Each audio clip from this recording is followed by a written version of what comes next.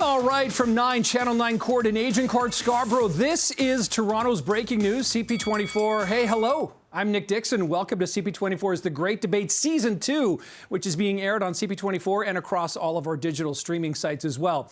The rules on this are fairly simple. We've chosen a random topic for our guests to debate. In the first segment, each guest will argue their side of the topic. And then in segment 2, each guest will refute the other's opinions. Now, when both debaters are finished, our in-studio panel, they will make the decision on who wins and who moves on to the next matchup. So let's give you a sense of who's coming up to this matchup right now. And take a look at this. Lisa and Adwoa, they're getting ready, walking in together, preparing themselves for this debate, walking in as friends. Will they come out as friends? We are going to find out. In the meantime, our in-studio panel is carefully watching all of this action. Every episode, of course, is going to feature 2 rounds of debates. They've got their paddles ready. Each bracket will debate twice. And at the end of the debates, a winner will be determined by that 3-person panel. These are bright people here.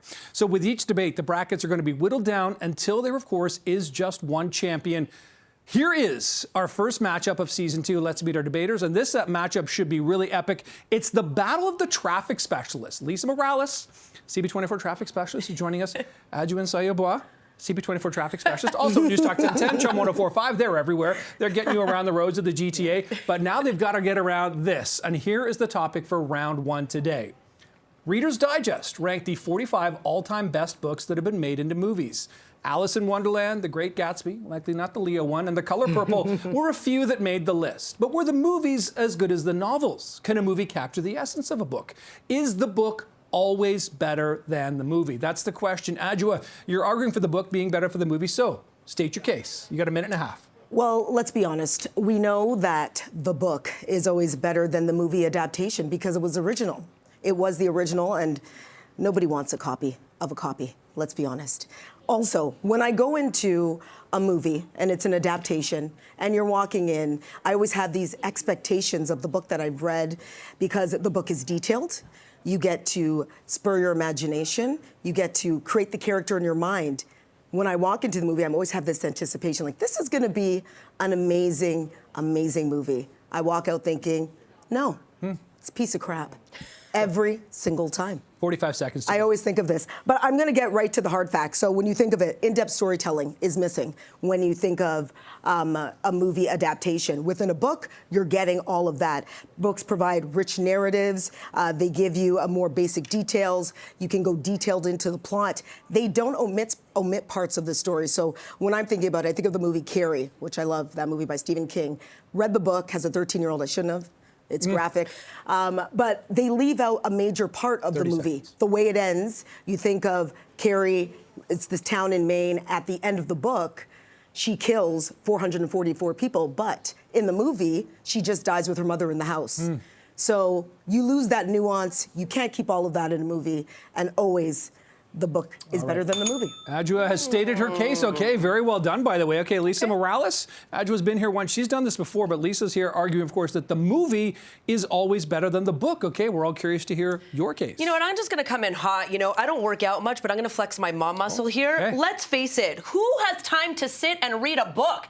I've got only so much time in my day. At the end of my day, the last thing I'm thinking about is curling up under my little blanket, all warm and cozy. No, I got laundry to fold. I got dishes to clean up. I got dinner to make. I got to get ready for the show the next morning. And yeah, I only get 4 hours of sleep a day. So at the end of my day, the last thing I'm thinking about is lying in bed, reading however many pages of a 500-page, 1,000-page. I ain't got time for any of that stuff, okay?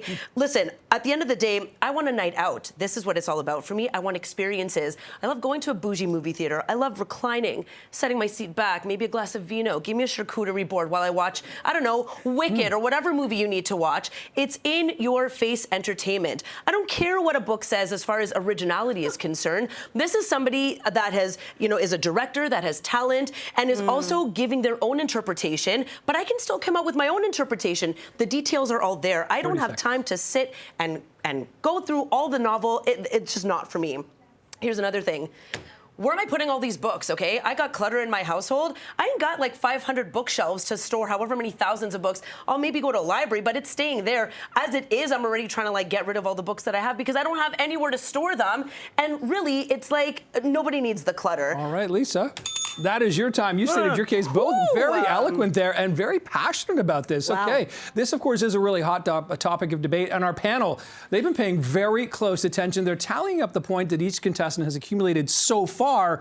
Keep in mind, though, there is one round to go before they determine a winner. Look at Paul, Farah, and Natalie. They are really thinking hard about this. We're going to take a quick break here. You're watching CP24's The Great Debate, Round 2, the rebuttals. That's coming up next.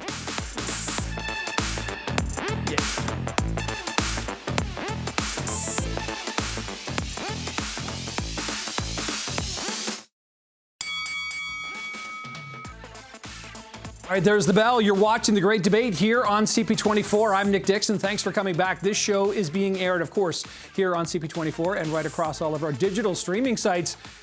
Are you ready for round 2, ladies? Yeah. They are going to be refuting each other's opinions this time around. At the end of the 5 minutes, this is when the judges are going to weigh in and vote for the winner of this round. This, of course, the first battle of the second season. So let's start segment 2 right here.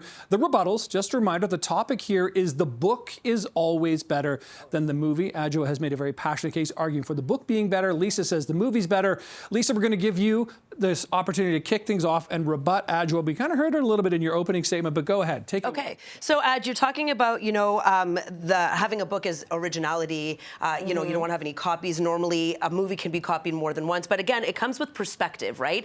And a director's perspective of a book can also be an original form of a movie. And we've seen many movies come out with more than one. There have been sequels to many movies, and it's an interpretation. And sometimes the director has also changed in a movie. So, to your point, I think that it's very fair to say that a movie would be way more enjoyable because of that. The fact that you have more originality in the form of a movie because you have the director's point of view and perspective of how that narrative from the book is versus their vision of how the movie should air it to a person. Well, or I'm to pushing an back audience. on that. I'm pushing back on that. Let's think about it. You have a book in its original form. You're reading the book from front to cover, whether it's 100 pages or 1,000 pages. If you can make it through, because I'm sleeping. Are you illiterate? I'm done, yeah. Are you illiterate? I can read. I just have no time for a book, Well, that's all. Okay. You might be. You can continue. But we're thinking about this. When you think about a book, you're reading a book, you're getting through the book, and you have this idea of what characters look like. It's your personal interpretation. But you can't see the Why characters. do I need? But it's in your mind. When I'm picking up a book, how do you think? When I'm picking up a book, I'm like, this book looks like it's really going to be good to read. When I see a trailer for a movie, I'm like, sign me up. I am heading to that bougie movie theater with my vino and charcuterie, and I'm going to watch. I'm going to spend my money to watch that movie to make it through. It's a group thing, and I will make it through to the end of that movie for sure. When you actually think about it, you go in. A director is putting their viewpoint on the movie. So it's never what you thought it was going to be after reading that book. So it's a warped sense. So that's why people who go and watch the movie never, ever enjoy it. But that's not true, things because are you still cut have out. your own perspective as well. An original you can have your own version. Those or are your people own that vision. don't read. Well, as we have discovered, you don't read. But there are many. No, that's it's. I don't. It's not that I don't or haven't ever read. No. It's at this point in my life I don't have time to read, and so I choose to go and watch a movie because it's done in less time. But then you want the biased viewpoint of a director because you don't want to think for yourself. Well, I could still think for myself. Happening? I could still walk out with my own perspective. That's on to me. That's how I perceive can also the movie add, myself. when you think about it statistically, so you are in the large minority.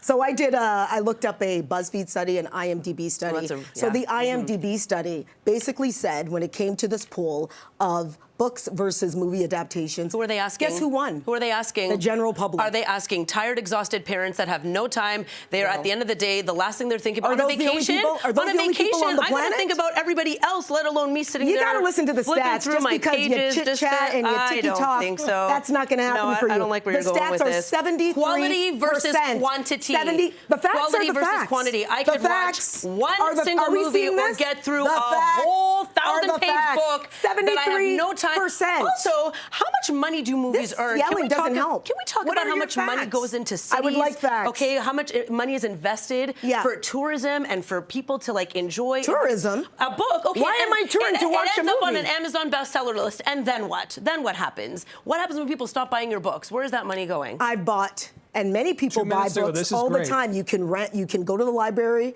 and get a book out. You can either keep it. You're talking about How often space. do you go to the library, Aj? I don't need to go to the When do you have library. time to go to a because you library? know what? There's several ways to read a book. Okay, I can fine. read a book. Are you doing an ebook? I can do an See, ebook. if you're going to do a book, it's all about flipping the pages, You don't right? have to. You need the physical Nobody book. said That's, that. if anything, a we're little not bit more arguing enjoyable. that. No, this is Stay true. on topic. I'm just making a point, You're girl. derailing. The it's train fine. It's fine. has left the station. Hey, we're going to talk directional. We are experts in that department. We are. But when it comes to a book is always better than the movie adaptation. Okay, that's fair. And we know it. I beg to differ. My case here. I beg to differ. I think a movie is way more entertaining. It gives you way more options to enjoy a night out. Characters change drastically. They're And never they do in the a book same as well. Because a director and Hollywood has decided what these people look like. Okay. In a book, they give a description of exactly what the character What if looks you have like. an indie film? It's not Hollywood. What does that What mean? if it's a local director? But we're that just talking about a book adaptation. Well, that's fair. Yeah, but you could have an indie film that comes out as of a book that's a movie adaptation. Yeah, it's fine. It's totally cool. You're derailing. No, I'm You're not definitely even not staying on derailing. topic. You just What's can't happening here? admit that the movie is always going to be better than a book. No. Quite frankly, way more entertaining. No. Can I ask That's each of true. you, Yeah, give ask me the an question. example of, in your opinion, a movie that was better than a book? Oh my gosh. Okay, so there's. put you on the spot? Yeah, you definitely did actually. There's a book. Okay, Wonder. Yeah, okay. That's a good Wonderful. example. Julia Roberts. Phenomenal actor. And having not read the book But you can't and say having that then. seen the movie, I don't need to read the book. You do. Because I feel like from You do. what I've heard from people telling me about Wonder, for example, Yeah. and I'm sure there are many others, I don't need the interpretation from the writer, from the Wow. author. All right, But listen. then you're missing a point. But I need to Quickly say make your something. point. Can I Quickly make make your my point, I Adwoa, need and then to we make gotta So get we're out, yeah. literally thinking about it. I can use several movies. You mentioned The Great Gatsby in the beginning, the Baz Luhrmann version, which takes away everything from The Great Gatsby. I actually read The Great Gatsby Yep. and watched Okay. that movie. All and right, it we was got to just cut it off there. stars and That stars. was super fired up. I'm really impressed. You know, like, I still love her. She's the best. it's amazing. You guys get each other in the right We always direction get along. traffic-wise, but you're going in different directions on the debate. Okay, so here we go. We're going to figure out who is the winner here. Right now, we've got the judges. Look at Paul, look at Farah, look at Natalie. They're pondering this mightily, really spinning them around. Okay, we've got... we got 2 for Adwoa and 1 for Lisa Morales. That was a really, really fired up debate. Really enjoyed that. Okay, so there we are. Look at that. Adwoa has come out on top right here. Very impressive. That was an love you. absolutely I still love you spirited. forever. I'm not, are you guys still friends after this? I want to make sure of that. friends. Okay, This will never all right, end. that's good. Okay, that was awesome. Okay, so our judges have made that decision. Adwoa, she's the winner of the Great Debate. Moving on to the semifinals in another episode. You're watching CP24's The Great Debate. 2 new guests right after this and an exciting new topic. It's up next. That was awesome. Nicely done.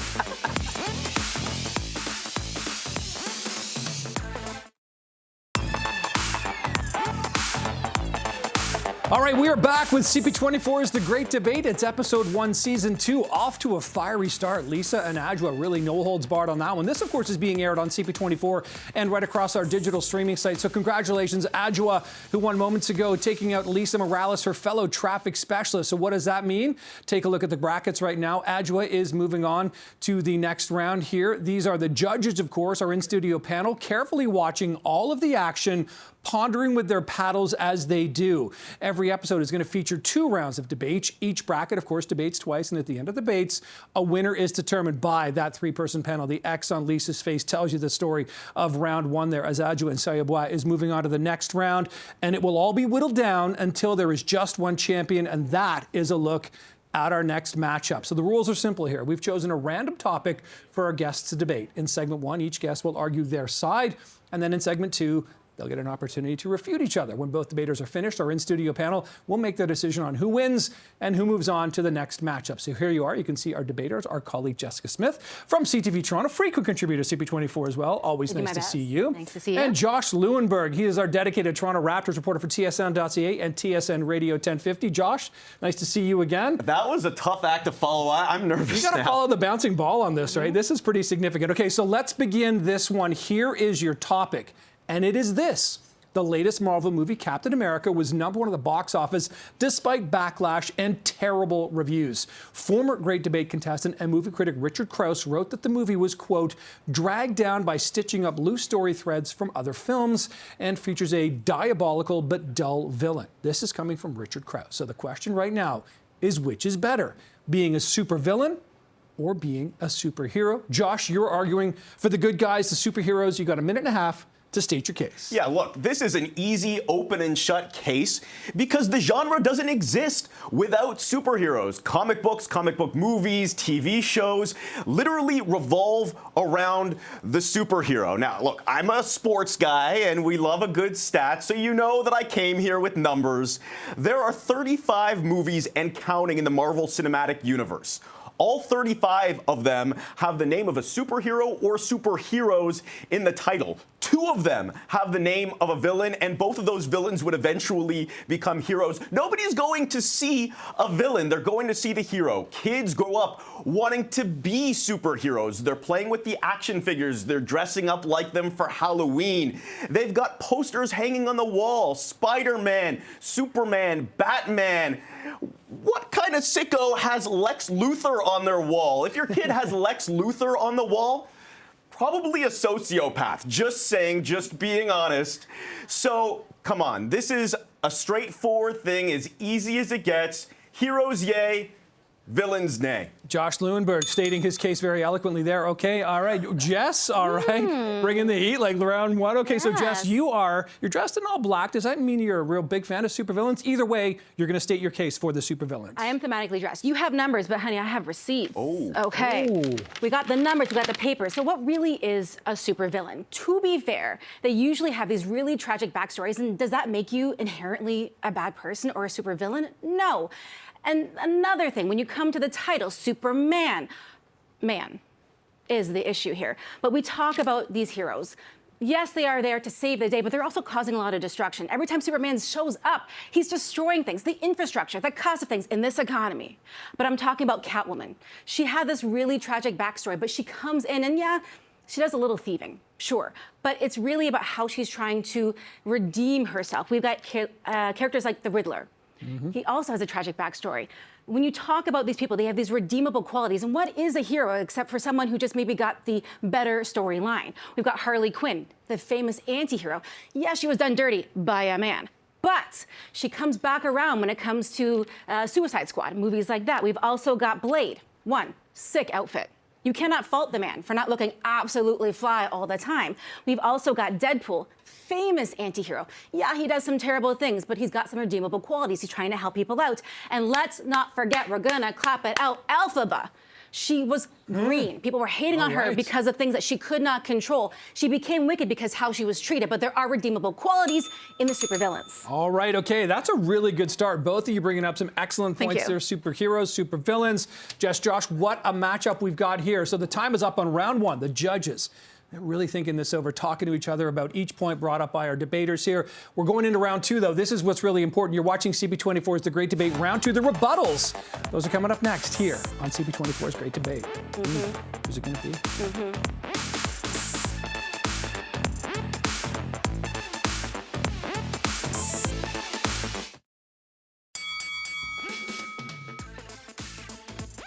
All right, let's ring that bell. This isn't a boxing match, but a lot of verbal jousting. This is CP24's Great Debate. It's being aired on CP24 and right across all of our digital streaming sites. So this is round 2 now, where each guest gets to refute the opinions of their opponent. At the end of this 5 minutes, our judges, paying very close attention, are going to vote for a winner. Okay, so round 2, the rebuttal. And a reminder here, this is the topic. Which is better, superhero or supervillain? Your hero, you're on the villain side. You both have 5 minutes combined. Jess, we're going to let you go first here. You can rebut Josh's arguments. You're talking about them being these wonderful people, but how do you really know that? You don't know anything about these people. They are made-up characters, but they also have these storylines where they're not necessarily always doing good. What is the definition of good? And these villains are villains because they were treated poorly by people like Superman. They were ignored. They were cast aside. And you're really treating them like outcasts. Is trauma an excuse for poor behavior? No, but it is a catalyst at times. And you really have to think about what you're doing to people that make them act a certain way. Is there no empathy in this world anymore? And you're talking about these people having no redeemable qualities, Superman, all these different heroes, but you have to think, if a woman was in charge, if a woman was the hero, really and truly, she'd be the one. Like, you know, Elphaba. She started off negative. Wonder Woman. First, it ain't your turn yet. Captain Marvel. Yes. 2, 1 woman. I'm waiting. Absolutely nothing. But I'm just saying, you have to assume that these people do have the chance to become good. Batman, supposed to be a good guy. Holmes is just breaking stuff all over the place. Every time he's fighting with somebody, the literal destruction is mind-blowing. And then what? Homie just rolls home to his billionaire mansion. What about the rest of us, regular people?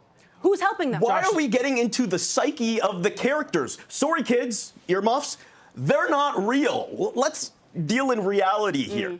The reality is, nobody's arguing that villains aren't necessary. They're foils for our villain. They're necessary obstacles, but they're created to be defeated. Who cares about the villain, including the creators themselves? That's why so often they're underdeveloped, they're uninteresting. You mentioned some good villains earlier. Catwoman, yeah, Harley Quinn, they're pretty cool. But for every Harley Quinn, there's 10, 20 loser villains. Do you remember Malekith the Accursed from Dark World 2? No, nobody does, because he sucked. And that's been Marvel's problem since day one. They have no idea how to create an interesting villain. They kind of figured it out with Thanos, but spoiler alert, he got his head chopped off because they're there to be defeated. They've been trying to figure it out since dud after dud after dud. They thought they figured it out with Jonathan Majors. Well, guess what? He was also a real-life villain. Whoops. And now they've cast one of their greatest heroes ever, Robert Downey Jr. as their next villain. That's literally them admitting that they've tried everything, nothing works. And guess what? It doesn't matter because they're still printing money. Why? Because of superheroes. But real or not, we're not arguing if they're real or not. We're talking about these fictional characters. We're really arguing the fact that you can have kind of a tragic backstory and redeem yourself. You can also be the villain and be the main character. They always have the main character energy. There's a reason why they have the best costumes. We got a minute left. The reason why they have the best music. And there's always a necessary opposite to every single position, right? So you can't have Superman without the bad guys. You can't have Batman without the Joker. And did he really take care of the Joker? Because we keep seeing him pop back up. So are they winning? Debatable. Those are the anomalies. Those are the exceptions. I love the Joker. I love the Dark Knight. Exceptions to the rule. One exception to the rule. They exist. Yeah. But for every Joker, there's 20 Malekith the Accursed. That is such a specific character, and this is what I'm doing to that opinion of yours. Listen.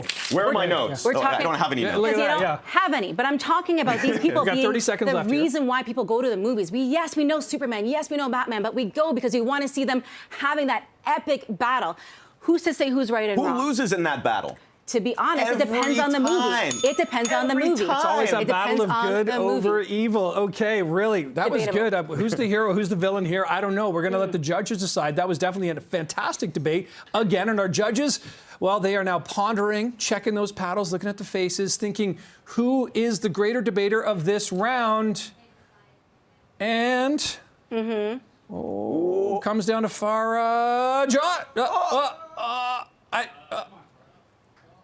Farah really dragging it out. It's Josh. Okay, Josh Lewenberg. This is how I become the villain now. The heroes, yeah, okay. This is my origin story. We've created an origin story and a backstory for Jess Smith right now.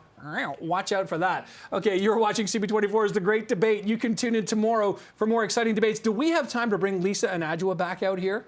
I think we should bring them out really quickly. Come on, because this is the end of episode 1, season 1. Come on, the real winners. You want to do. So team villain. Great the real debates winners. here. So team villain. The real winners here. I'm on Team Can't Read, You all so. belong here. Fair. That is today's Great Debate. We'll see you back here tomorrow night. All right, very good. Goodbye. Super villains. Bye.